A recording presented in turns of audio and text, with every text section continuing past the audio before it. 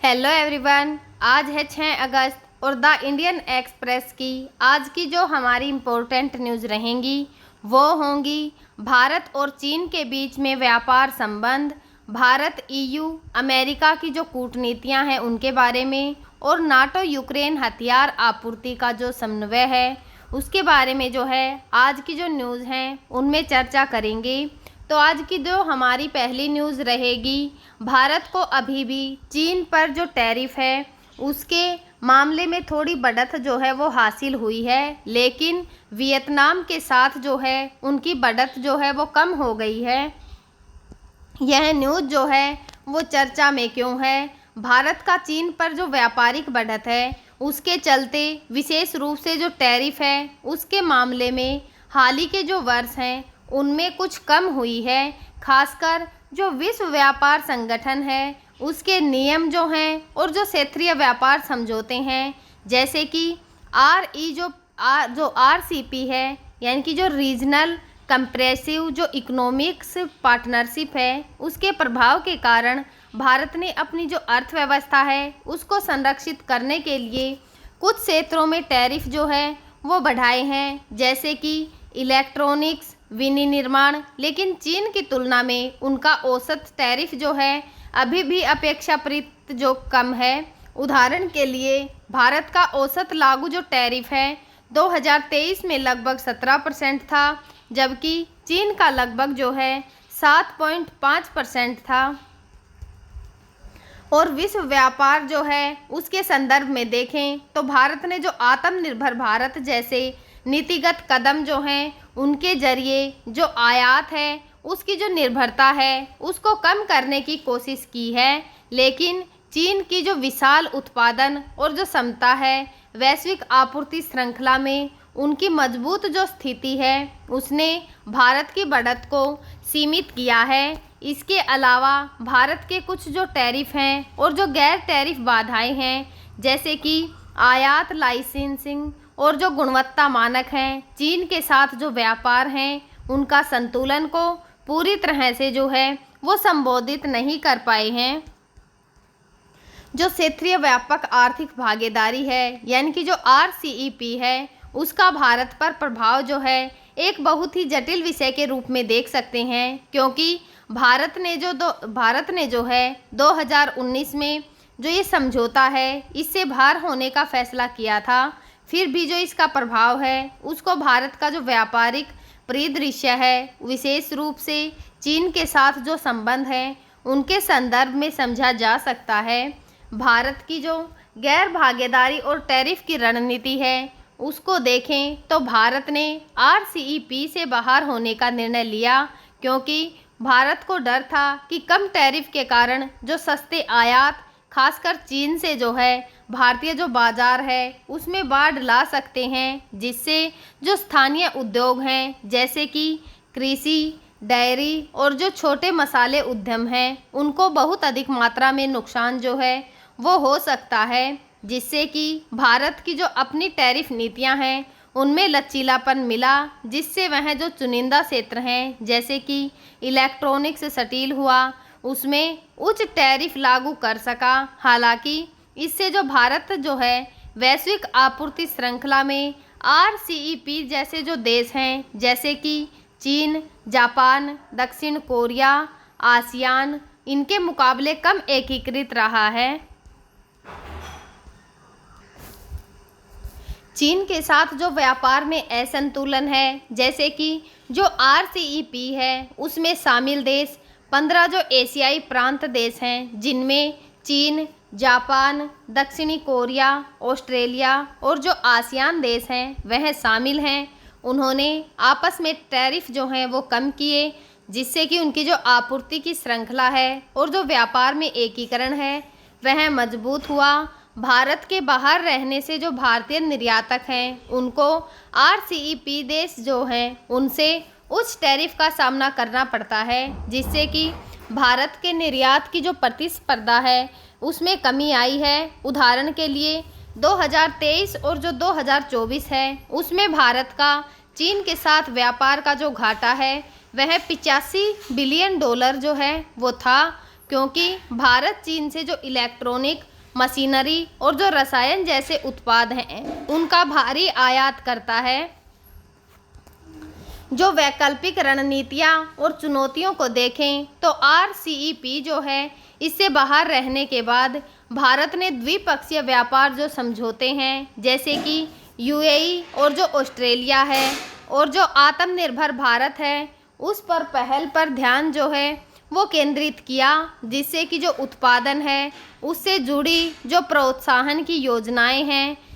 जैसे कि जो कदम जो हैं उनके द्वारा उठाए गए। कुछ क्षेत्र जैसे कि मोबाइल का जो विनिर्माण है उसमें प्रगति देखने को मिली, लेकिन भारत अभी भी चीन की तुलना में जो है लागत और जो पैमाने हैं उनमें पीछे है। जो RCEP है उसके कारण अन्य देशों के बीच में कम टैरिफ और जो बेहतर बाजार पहुंच है उसने भारत का जो निर्यात है उसको अप्रत्यक्ष रूप से प्रभावित किया है। खासकर जो कपड़ा है, रसायन है या फिर जो ऑटोमेटिव हैं उन जैसे क्षेत्रों में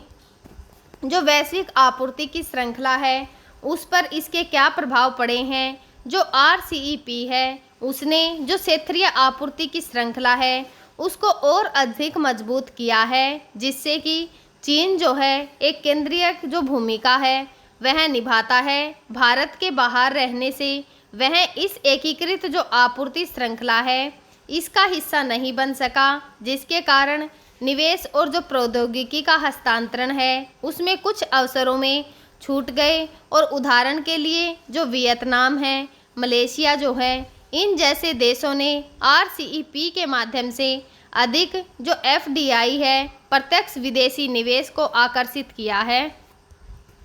जो भविष्य है उसके निहितार्थ देखें तो भारत के लिए जो RCEP है इससे बाहर रहने का लाभ यह है कि वह अपनी जो संवेदनशील उद्योग हैं उनकी रक्षा कर सकता है और जो राजनीतिक क्षेत्र हैं जैसे कि 5G उपकरण, दवाइयाँ, इन सभी में चीन पर जो निर्भरता है उसको कम कर सकता है। हालांकि जो दीर्घकालीन रूप में देखें यानी कि लंबे समय अवधि में देखें तो भारत को वैश्विक बाजार में प्रतिस्पर्धा बने रखने के लिए या फिर प्रतिस्पर्धा में बने रहने के लिए जो क्षेत्रीय समझौते हैं उनमें शामिल होने या फिर जो समानांतर व्यापार का ढांचा है उसे विकसित करने की बहुत ज़रूरत जो है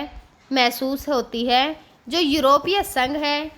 और जो अमेरिका के साथ भारत की कूटनीति है, हाल ही के जो वर्ष हैं उनमें क्या प्रतिरोध हुआ है या फिर जो पिछले दशक हैं उनकी क्या क्या चुनौतियां रही हैं, दूसरी न्यूज़ में हम जो है यह सब जानने की कोशिश करेंगे। जो भारत है, भारत का यूरोपीय संघ, जो EU और अमेरिका के साथ में जो संबंध हैं वह बहुत ही जटिल, बहुआयामी और वैश्विक जो भू राजनीतिक परिदृश्य है उसके साथ में विकसित हुए हैं। हाल ही के वर्षों में इन संबंधों में जो है बहुत ही इम्पोर्टेंट प्रगति हुई है, लेकिन कई चुनौतियां और जो प्रतिरोध हैं वह भी सामने आए हैं। जो भारत और यूरोपीय संघ है इसके बीच में जो कूटनीति जो है हाल ही के जो वर्ष हैं उनमें प्रगति की जो रणनीति है या फिर जो साझेदारी है उसका विकास जो है 2004 में भारत और जो EU है इनके बीच में राजनीतिक साझेदारी के होने से जो है वो स्टार्ट हुआ। बाद में 2018 में जो है EU ने भारत के प्रति अपनी नई रणनीति शुरू की। यह रणनीति जो है व्यापार, निवेश, सैन्य संपर्क, नवाचार और जो विदेश नीति है उसमें सहयोग बढ़ाने पर केंद्रित है। जो मुक्त व्यापार समझौता है यानी कि जो FTA है 2022 में भारत और जो EU है उसने 9 साल बाद जो है FTA वार्ता फिर से स्टार्ट की, जिसका लक्ष्य 2025 के अंत तक समझौते को अंतिम रूप देना है। 2023 और जो 2024 का वर्ष है इसमें दोनों के बीच में व्यापार जो है 137.5 अरब डॉलर तक पहुंच गया, जो कि जो पिछले दशक हैं उनमें 90% की वृद्धि दर्शाता है। जो भू राजनीतिक बदलाव अमेरिका के तहत जो अनिश्चित नीतियां हैं और जो चीन का बढ़ता प्रभाव है, इसको देखते हुए ईयू भारत को एक इम्पोर्टेंट साझेदार के रूप में देख रहा है। दोनों पक्ष जो हैं बहुपक्षवाद, आपूर्ति श्रृंखला और जो नई तकनीकें हैं जैसे कि एआई, उन पर सहयोग को जो है बढ़ा रहे हैं। हाल ही के जो वर्ष हैं उनमें जो प्रतिरोध मुक्त व्यापार समझौता है उसमें बाधाएं भी देखने को मिली हैं। एफटीए जो वार्ताएं हैं, जो सैनिटरी और जो फाइटोसैनिटरी हैं उपायों, गैर टैरिफ बाधाएं जैसे कि जो रिच और कार्बन बॉर्डर हैं, एडजस्टमेंट मैजिक्स और जो नियम हैं उनकी उत्पत्ति जैसे जो मुद्दे हैं उन पर अटकी हुई हैं। ये भारतीय जो निर्यातक हैं, खासकर छोटे और जो मध्यम उद्यम हैं, उनके लिए चुनौती पैदा करते हैं। जो चीन है उसके प्रभाव को देखें तो ईयू जो है उसने लंबे समय तक चीन को एशिया में अपने प्रमुख साझेदार के रूप में जो है प्राथमिकता दी, जिसके कारण भारत के साथ जो राजनीतिक संबंध हैं उनका विकास जो है वह सीमित हो गया था। जो अमेरिकी नीतियां हैं उनका प्रभाव जो है ट्रंप का जो प्रशासन है उसके तहत अमेरिकी व्यापार की जो नीतियां हैं जैसे कि नए टैरिफ, उसने ईयू और जो भारत है दोनों को प्रभावित किया, जिससे दोनों को वैकल्पिक साझेदारी की ओर बढ़ने के लिए प्रेरित किया गया। जो पिछले दशक हैं उनकी चुनौतियों को देखें कि उस समय पर क्या सीमित जो रणनीति है उन पर ध्यान को केंद्रित किया गया। 2000 का जो दशक है उसमें भारत ईयू संबंध मुख्य रूप से व्यापार और जो सांस्कृतिक मुद्दे हैं उन तक सीमित थे, जिससे कि जो रणनीतिक और राजनीतिक सहयोग है उसमें कमी थी।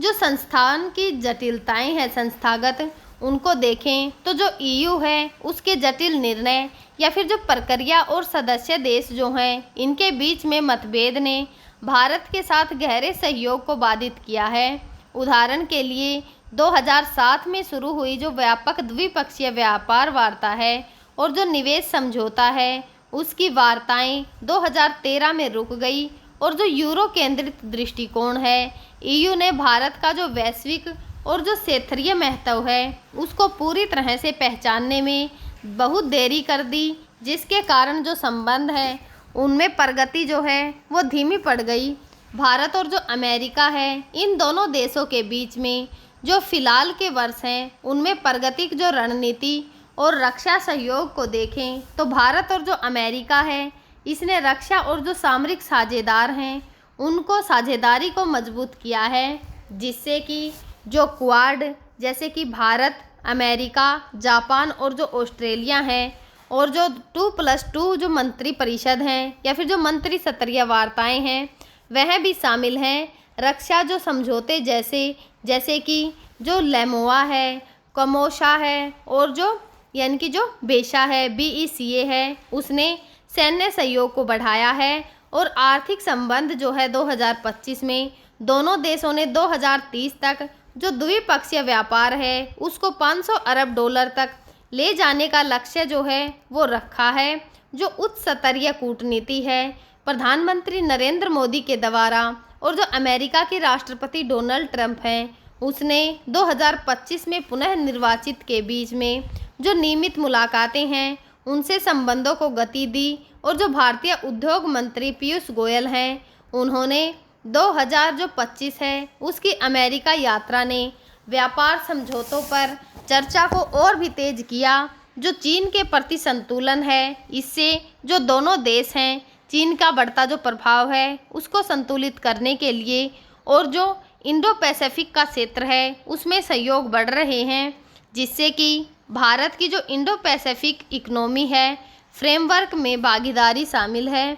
जो हाल ही के वर्ष हैं उनमें प्रतिरोध, टैरिफ और जो व्यापार का तनाव है, जो ट्रंप प्रशासन है यानी कि जो अमेरिका के राष्ट्रपति डोनाल्ड ट्रंप हैं उसमें जो प्रशासन है उसके तहत नए टैरिफ और जो पारस्परिक शुल्क हैं उन्होंने भारत और जो अमेरिका का व्यापार है उसको प्रभावित किया है। भारत ने जवाबी शुल्क लगाए, जिससे कि जो व्यापार है या फिर उन पर जो हो रही वार्ताएं हैं वह और भी जटिल हो गई।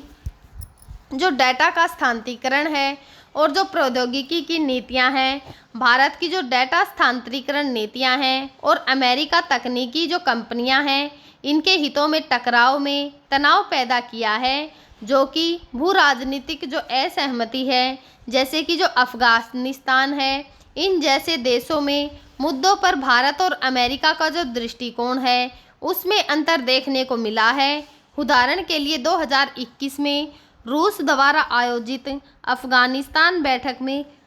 भारत को आमंत्रित नहीं किया गया, जिसमें अमेरिका शामिल था। और पिछले दशकों की चुनौतियां देखें तो जैसे कि शीत युद्ध हुआ, जो कि शीत युद्ध के दौरान भारत की जो गुटनिरपेक्षता की नीति है और जो सोवियत संघ है उनके साथ निकटता ने अमेरिका के साथ जो संबंध हैं उनको तनावपूर्ण बनाया। और 1971 का जो भारत पाक युद्ध है उसमें अमेरिका का पाकिस्तान का समर्थन इसका एक उदाहरण है। जो परमाणु नीति का विवाद है, 1998 का जो परमाणु प्रशिक्षण है उसके बाद अमेरिका द्वारा लगाए गए जो प्रतिबंध हैं उनसे जो संबंध हैं उनको प्रभावित किया। लेकिन 2008 के जो भारत और अमेरिका के सैन्य परमाणु समझौते हैं उसने इसे सुधारा। और जो आर्थिक मतभेद जो कि 1990 का जो दशक है उस तक भारत की जो बंद अर्थव्यवस्था और अमेरिका की जो मुक्त व्यापार नीतियां हैं उनमें टकराव ने व्यापारिक सहयोग को जो है वो सीमित ही रखा। जो तुलनात्मक विश्लेषणात्मक जो साझा हित है उसे देखें तो भारत, ईयू और जो अमेरिका है तीनों ही बहुपक्षवाद, जलवायु परिवर्तन और आतंक के खिलाफ सहयोग को महत्व देते हैं। हालांकि ईयू के साथ भारत के संबंध अधिक व्यापार केंद्रित हैं, जबकि अमेरिका के जो साथ रक्षा और भू राजनीति है उस पर जोर भी दिया है। जो चीन है इसके प्रभाव को देखें तो दोनों जो देश हैं इन दोनों देशों के संबंधों में चीन का बदलता प्रभाव एक जो प्रेरक कारक है वह रहा है। ईयू और जो अमेरिका है भारत चीन के जो प्रगति का संतुलन है उसके रूप में देखते हैं। चुनौतियों का स्वरूप जो है ईयू के साथ जो चुनौतियां हैं मुख्य रूप से जो तकनीक और नियामक हैं, जैसे कि एसपीएस, एनटीबीएस, जबकि अमेरिका के साथ जो भू राजनीतिक और व्यापार नीति है इनसे संबंधित हैं। आज की हमारी जो तीसरी न्यूज़ रहेगी, नाटो यूक्रेन को नियमित हथियार जो आपूर्ति है उसके समन्वय करेगा और अधिकांश हथियार जो है अमेरिका से ही खरीदे जाएंगे। जो ये न्यूज़ है यह चर्चा में क्यों है? नाटो ने यूक्रेन को नियमित और बड़े पैमाने पर हथियार की जो आपूर्ति है उसको समन्वय जो है वो शुरू किया है, जिससे कि जो अधिकांश हथियार हैं अमेरिका से ही खरीदे जा रहे हैं। इस पहल के तहत जो नीदरलैंड्स है उसने 500 मिलियन यूरो लगभग 578 मिलियन डॉलर मूल्य के जो हवाई रक्षा उपकरण हैं, जैसे कि गोला बारूद और जो अन्य सैन्य सहायताएं हैं वह प्रदान करने की घोषणा की। जो स्वीडन, डेनमार्क और जो नॉर्वे जैसे देश हैं, अन्य जो नाटो के देश हैं वह भी इस प्रयास में योगदान दे रहे हैं, जिसमें हवाई रक्षा की जो प्रणाली है, टैंक रोधी हथियार, गोला बारूद और जो अन्य उपकरण हैं वह भी इसके अंदर शामिल हैं। यह प्रक्रिया जो है यूक्रेन की जो प्राथमिकता की सूची है जिसके आधार पर काम करती है, जहां यूक्रेन जो है अपनी ज़रूरतों को 500 मिलियन डॉलर के बैच में प्राथमिकता देता है और नाटो के सहयोगी देश जो महासचिव मार्क रूटे हैं उनके समन्वय में हैं और इन जो हथियार हैं इनको खरीदने या फिर दान करने की जिम्मेदारी जो है वो साझा करते हैं। इस तंत्र का उद्देश्य हथियारों की आपूर्ति को तेज करना और जो नौकरशाही है उसमें जो देरी होती है उसको कम करना शामिल है।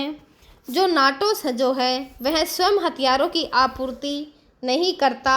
बल्कि यह इसके जो 32 सदस्य देश हैं और जो अन्य भागीदार द्वारा किया जाता है। यह जो व्यवस्था है अमेरिका के जो राष्ट्रपति हैं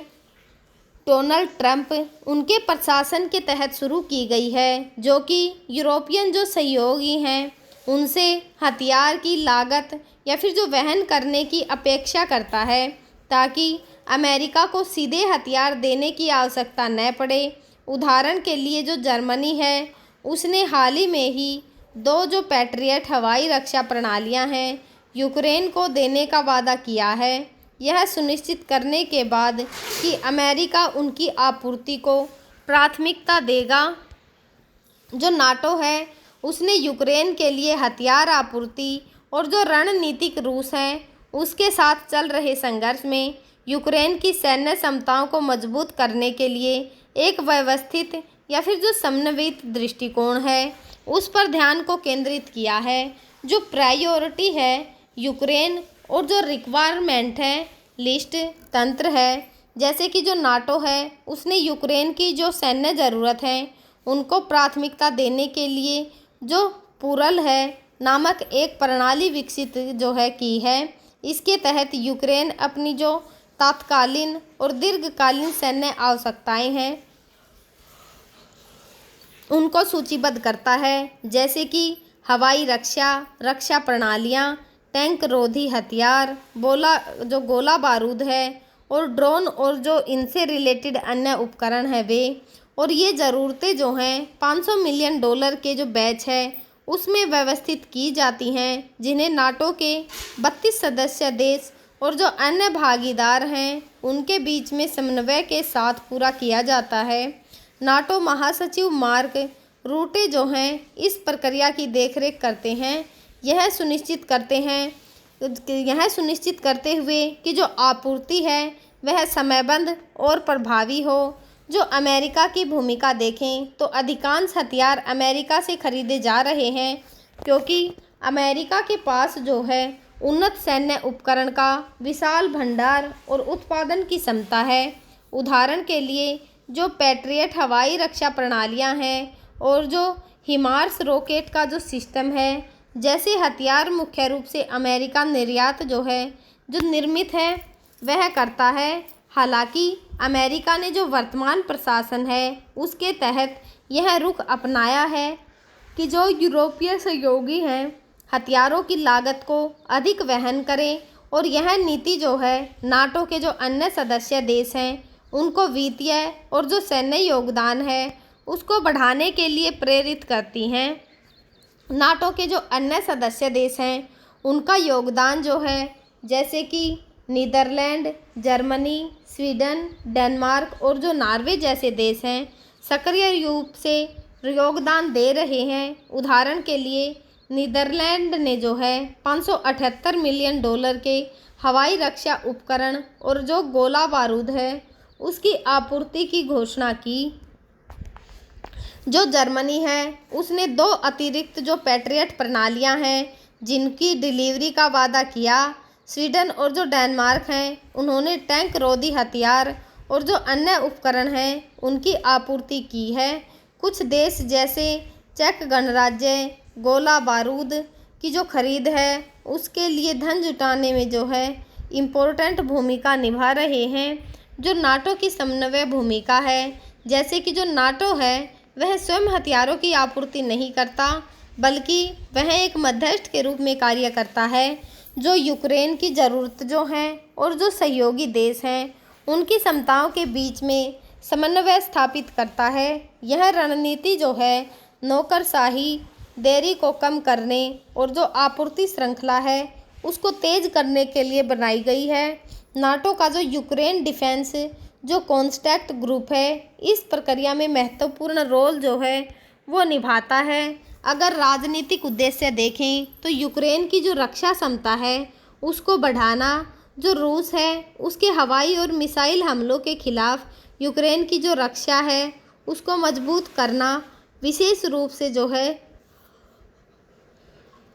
इम्पोर्टेंट जो बुनियादी ढांचा है और जो नागरिक क्षेत्र है उसकी सुरक्षा करता है। जो दीर्घकालीन समर्थन है, जैसे जो नाटो का लक्ष्य है यूक्रेन को दीर्घकालीन सैन्य समर्थन प्रदान करना है, ताकि वह रूस के साथ युद्ध में अपनी जो स्थिति है वह बनाए रख सके। सामूहिक जिम्मेवारी, नाटो यह सुनिश्चित करता है कि जो हथियार आपूर्ति है उसका बोझ केवल अमेरिका पर ना पड़े, बल्कि सभी सदस्य देश जो हैं वो योगदान दें। और जो चुनौतियां हैं जैसे कि वित्तीय बोझ हुआ, यूरोपीय देशों को हथियारों की लागत वहन करने के लिए अपने रक्षा बजट को बढ़ाना पड़ रहा है, जो कि कुछ देशों के लिए आर्थिक चुनौती है। उदाहरण के तौर पर या फिर जो उत्पादन की क्षमता है उसके तौर पर देखें तो हथियार, विशेष रूप से जो उन्नत प्रणालियां हैं जैसे कि पैट्रियट हैं, उनकी आपूर्ति में समय लगता है क्योंकि उत्पादन और डिलीवरी में जो है देरी हो सकती है। जो राजनीतिक गतिशीलता है नाटो के कुछ सदस्य देशों में जैसे कि हंगरी, तुर्की, यूक्रेन जो है उनको समर्थन देने पर राजनीतिक मतभेद हैं, जो कि समन्वय को जो है और भी अधिक जटिल बनाते हैं। हाल ही के घटनाक्रम, नाटो ने जो है हाल ही में ही यूक्रेन के लिए एक नए समन्वय केंद्र की स्थापना की है, जो कि हथियार जो हैं उनकी आपूर्ति और प्रशिक्षण को जो है और सुसज्जित या फिर सुव्यवस्थित करेगा। जो रूस है इसने इस रणनीति की आलोचना करते हुए कहा कि इसे युद्ध को बढ़ावा देने वाला कदम बताया है, जबकि जो नाटो है उसका कहना है कि यह केवल यूक्रेन की जो आत्मरक्षा है उसमें सहायता करेगा। हम जो है आगे भी आप सभी के साथ जो द इंडियन एक्सप्रेस न्यूज़पेपर है इसकी जो इम्पोर्टेंट न्यूज़ होंगी, जो कि हमारे एग्ज़ाम के पॉइंट ऑफ व्यू से भी बहुत ही ज़रूरी होंगी, आप सभी के साथ शेयर करते रहेंगे। तब तक आप पढ़ते रहिए, खुश रहिए। Thank you.